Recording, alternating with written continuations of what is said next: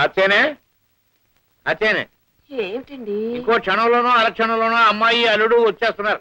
నువ్వు తొందరగా తయారైతే ఆలయానికి వెళ్ళి అమ్మాయికి తొలి కనుపు కూడా మరి సకుటుంబంగా అర్చన చేయిద్దాం. నేను తయారుగానే ఉన్నాను. పదండి ఊరేగుతూ వెళదాం. ఆరో అమ్మాయి పురిటికి ఇంటికి వస్తుంటే తల్లి గడుపుతూ ఉంటాం. అసలు దాని ముందు నేను ఎలా తలెత్తు తిరగలనా అని సిగ్గుపడి చస్తూ ఉంటే ఆలయాలు అభిషేకాలు. తలెత్తు తిరగడానికి నువ్వేమన్నా యుద్ధంలో గెలిచి వచ్చావంటే? అయ్యగారు అమ్మాయి గారు వాళ్ళు వచ్చారండి. రామ్మా రా రా రా రా రా. బాగున్నారా నాన్నగారు? బాగానే ఉన్నాను. నువ్వెలా ఉన్నావు? బాగున్నానండి. అమ్మదరికి వెళ్ళి దామ్మా దా. బాగున్నావా అమ్మా? బాగున్నానమ్మా. నువ్వేంటమ్మా అలాగున్నావు? ఒంట్లో బాగోలేదా? ఎన్నో నెల? 9. నీకెన్నో నెల? 7. ఒంట్లో కులాసాగా ఉంటుందా? నీ ఒంట్లో కులాసాగా ఉంటుందమ్మా. నిల్చున్నావేంటమ్మా? కూర్చో కూర్చో. జాగ్రత్త జాగ్రత్త. అయ్యోగా లో నుంచున్నావేంటమ్మా? కూర్చో కూర్చో.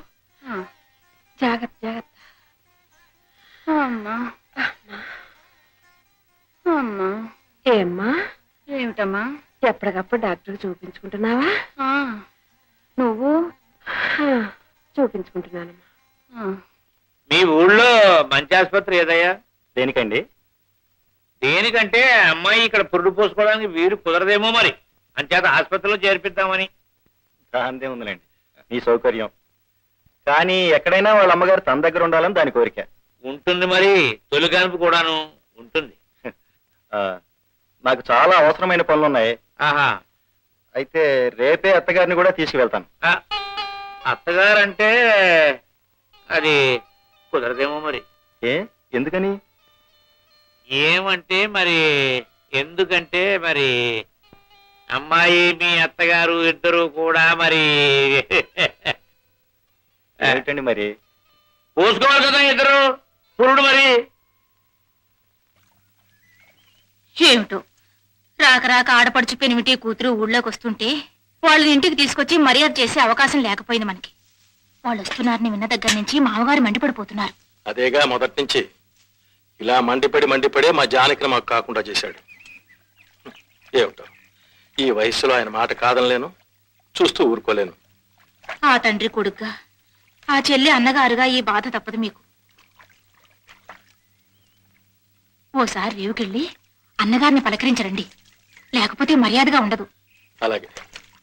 మామగారి విషయం తెలిసిన మనిషే గనుక పరిస్థితి అర్థం చేసుకోగలరు. ఏమిటో కాలం కలిసి రాక ఇలా దూర బంధువులా మిగిలిపోయాం. కానీ జానకమ్మే బతుకుండే దైవం మేలు చేసుంటే హ్యామీ పాటికి మన ఇంటి కోడలుగా ఈ ఇంట్లో అడుగుపెట్టి ఉండాల్సిన పిల్ల కదండి.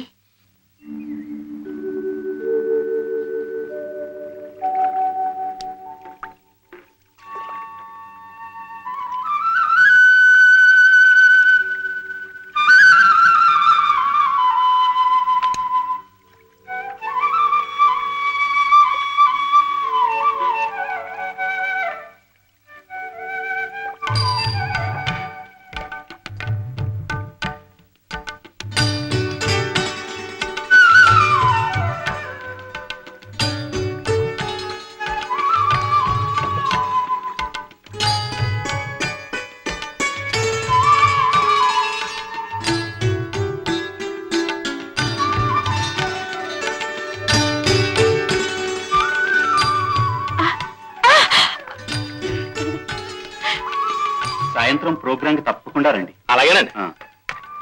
బాబు, ఆ సామాన్లు జాగ్రత్తగా దింపండి. ఆ మృదంగం, ఇదిగో వీణ, వీణ జాగ్రత్త. చూడు, నిదానంగా దిగండి, అక్కడ కాలు జారుతుందేమో. బావా. బావు గారు, మీరా? అందరూ కులాసాయేనా? అమ్మాయి హేమ. హేమ అవధాని మావయ్యమ్మా. రా అమ్మా రా. బావున్నావే? ఎంత ఎదిగిపోయేవే. మావగారు ఎలా ఉన్నారు? కులాసగా ఉన్నారు బావా. ఏమిటో మనిషిలో ఏమీ మార్పు లేదు. ఆ పట్టు పెట్టు రవ్వంత కూడా తగ్గలేదు బావా. పెద్దవారు కదా.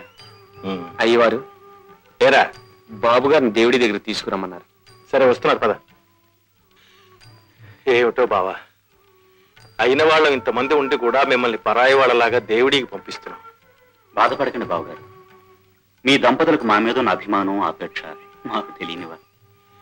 మీరు అలా ఎంత సరిపెట్టుకున్నా మా మనసుల్లో బాధగానే ఉంటుంది కదా.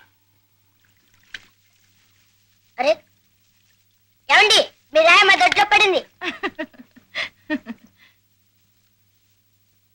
అమ్మా, ఆ, నేను ప్రసాదం తీసుకుని దేవాలయానికి వెడుతున్నాను. అలాగే నాయనా.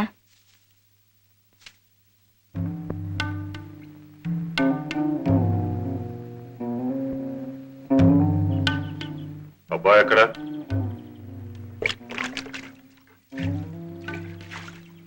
అవధాన్ ఎక్కడా అని అడుగుతున్నాను. రాజుగారు అమ్మాయి వాళ్ళు వెళుతుంటేను సాగనంపడానికి వెళ్ళారు. వాడు వెళ్ళింది వెళ్లే వాళ్ళని సాగనంపడానిక, ఆ వచ్చే వాళ్ళకి స్వాగతం పలకడానిక?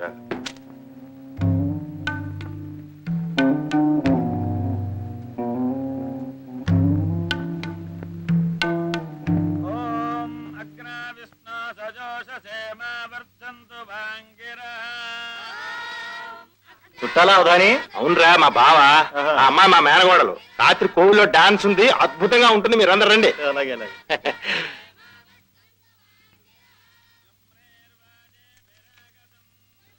మీరు ఇంకొండండి బావగారు, తర్వాత కలుద్దాం.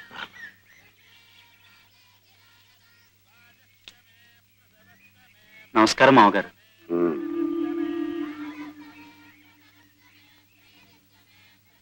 అమ్మా హేమ, మీ తాతగారమ్మా, వెళ్ళి ఆశీస్సులు ఎందుకు?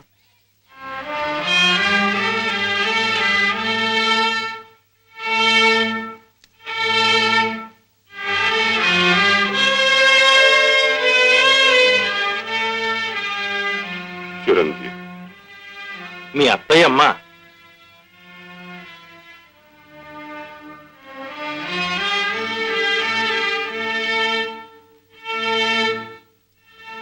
సాయంత్రం ఆలయంలో అమ్మాయి నాట్య ప్రదర్శన ఉంది.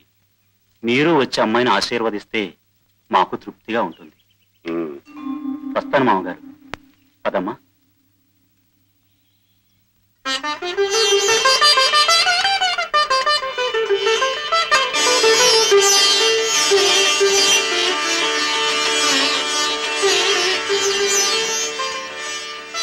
ఏమండి, అమ్మాయి అచ్చం జానకమ్మలాగానే ఉంది కదండి. ఆ కనుముక్కు తీరు అది. నా కూతురే ఇలా ఉండేది కాదు. జీర్ణోపవీతంలా జిడ్డోడుకుంటున్నా, జాతి వజ్రంలా మెరిసిపోయేది. హేమ కూడా మరీ నువ్వనుకున్నంత ఇది కాదు నాన్న. ఏదో ఇంత దూరం రైల్లో పడవలో ప్రయాణం చేసి ఎండనబడి వచ్చింది కాబట్టి అలా ఉంది గాని. మరే ఇంత పసుపు రాసి తలంటూ పోస్తే కుందన బొమ్మలా ఉంటుంది పిల్ల. ఎవరు పోయాలట తలంటి? నేనా మావాడా?